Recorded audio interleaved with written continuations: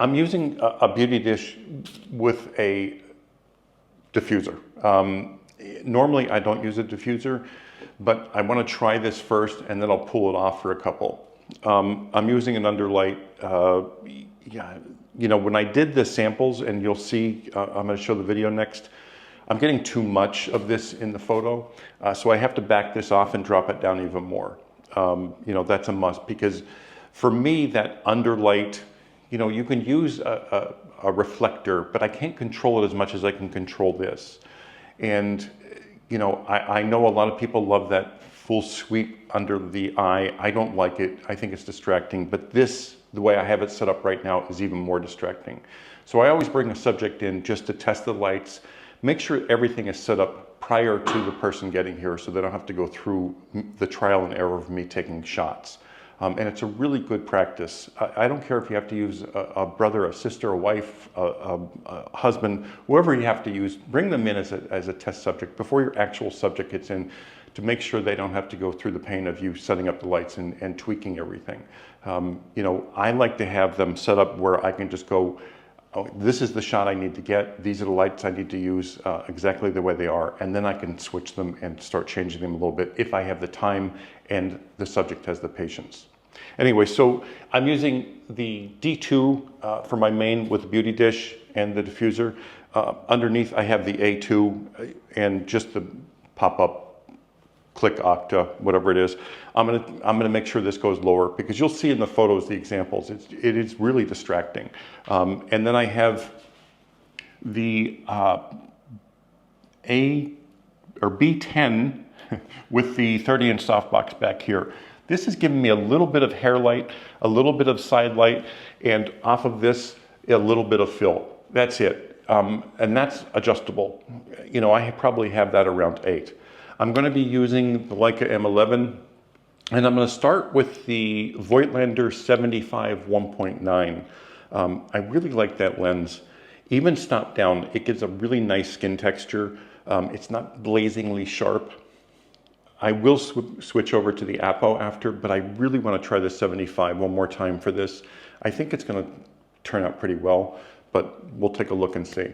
Anyway, I'm going to go over the practice shoot first, and then we'll go into the main shoot so you can see that as well, and then the final image. Thanks for watching as always. Really love when I have the opportunity to shoot a test subject prior to my regular client coming in.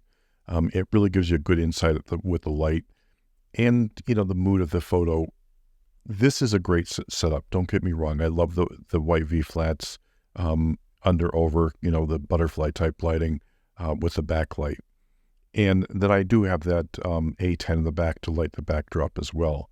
But this underlight today, I know my subject has, you know, somewhat darker eyes, and I love a catch light in the eye, but that under catch light, I know a lot of people love that. And for me, it was distracting, especially with this. So, you know, when I pulled up these lights, you know, after shooting this, or I pulled up the images, the light under her eye was like, literally, I just went right to it each time. Every photo, I was just going right to that highlight in that, the bottom highlight in her eyes.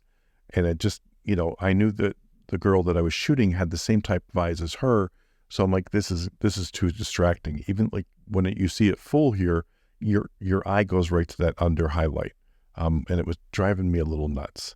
So I figured I got to make that change. The second thing is, the client coming in wants more of a dramatic, deeper image, and this white lighting doesn't really give you that. It gives you a beautiful photo. There's nothing wrong with these other than that, you know, that second highlight. But I want more control of the light, and I definitely wanted more of a contrasty image. So here's the switches I made. I went to a silver reflector instead of the underlight. I added a grid to the 30-inch softbox on the B10 Plus in the back, and then I added a second backlight with a grid, and that's just the A2 with a click softbox and a grid. And then, of course, I have the backlight, and I added that grid to that, the green gel. And that's just a green gel in the backdrop. That's it. Now, this The bottom highlight is much more subtle.